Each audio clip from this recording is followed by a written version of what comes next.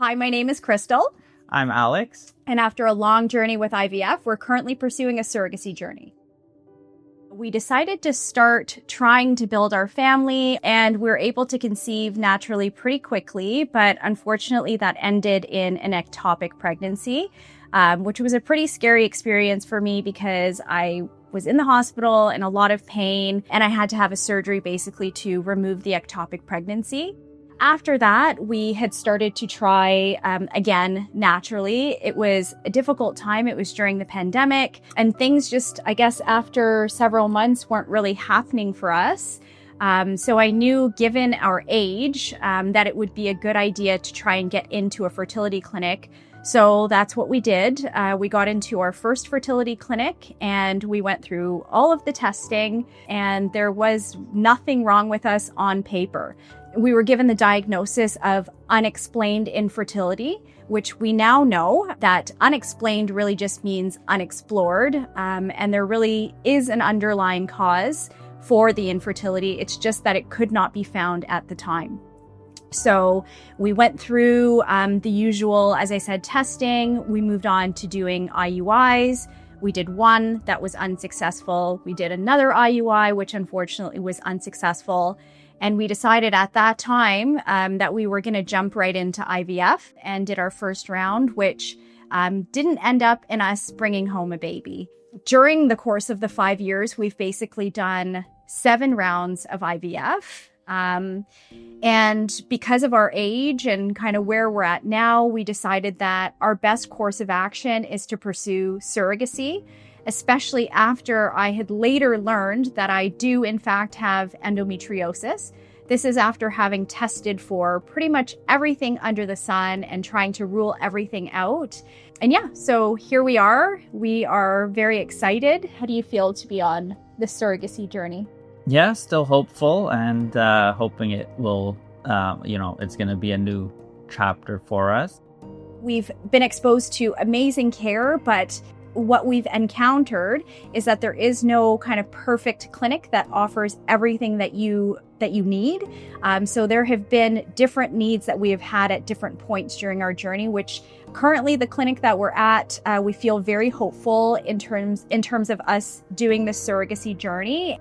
So how I've coped, at least with this, is, it's been a roller coaster of emotions, but I think, at least my personality is always to try and remain positive, try and look at the positive sides and remain hopeful. So although it was, hard to go through all those miscarriages and losses and failed transfers, etc., just trying to take bits of information from everything we've gone through and use that going forward. And obviously try and be supportive to Krystle as well. I know she's gone through a lot with, medications and hormones, and just trying to be there for her and support her through this as well. I've been actually very fortunate along this journey. Even though we've had a lot of unfortunate things happen to us, the support arena is one kind of area in which I feel very good about. So from the very beginning of our journey, we have a really great network. We have family members who are extremely supportive. We have been pretty open and honest with both of our families about what we've been going through.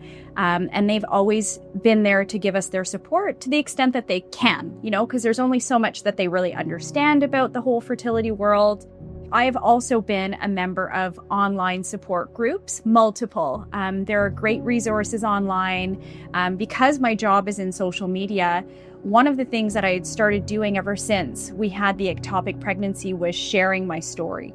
It was a very vulnerable thing to do, and I was very scared to do it, but the response that I received was overwhelming and it was positive. So it allowed me to connect with other women who had been through the same thing.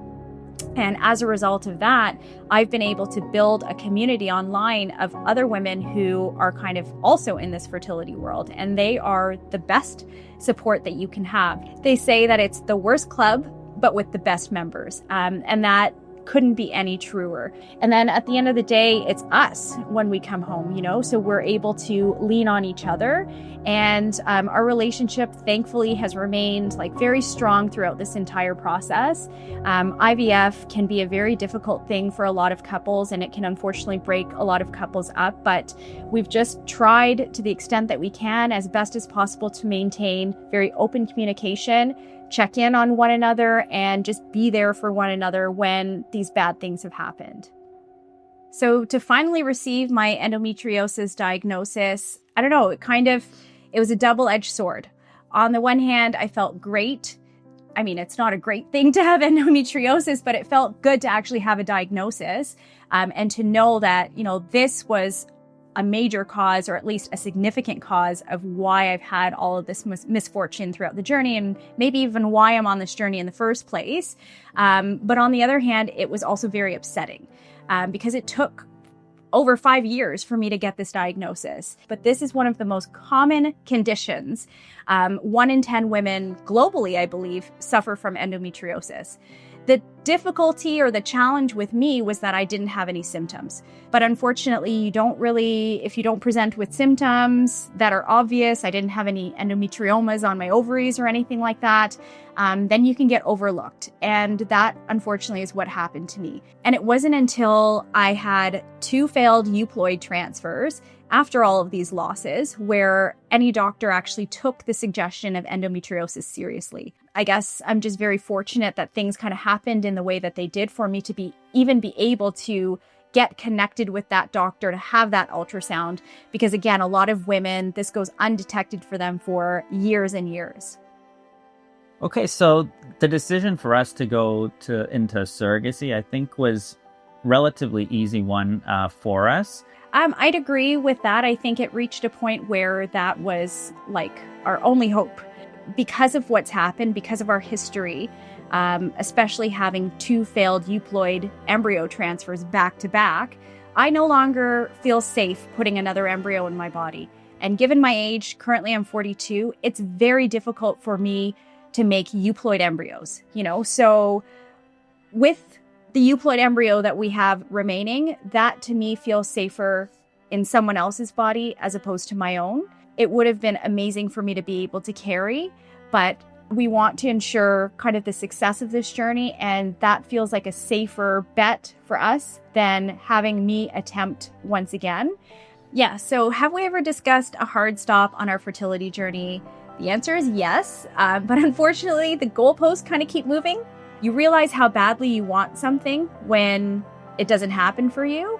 And when you keep striking out, you want to keep trying over and over again. So on the one hand, it's demonstrated our commitment to want to have a child.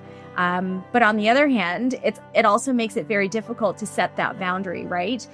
Within the fertility world, there's always something different that you can be doing.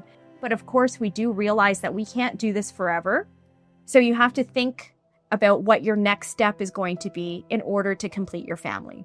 I think one of the things that I have repeated a lot on my channel online for other people who are also in the fertility world is to be an advocate for yourself. I think it's so important to be informed, and that can be a difficult thing because there's so much information and it can get so complicated, and it's important for you to have boundaries on how much, especially for your mental health, how much you're willing to research. Ensure that you're aligned with your doctor and that you continue to feel comfortable. Some parting thoughts that I would have are just that everybody's path is going to look different. And there's no one cookie cutter kind of way to have a family or to build your family. So I think all paths are valid, and you really just have to do what feels best for you and what's most comfortable for you and what works for your family.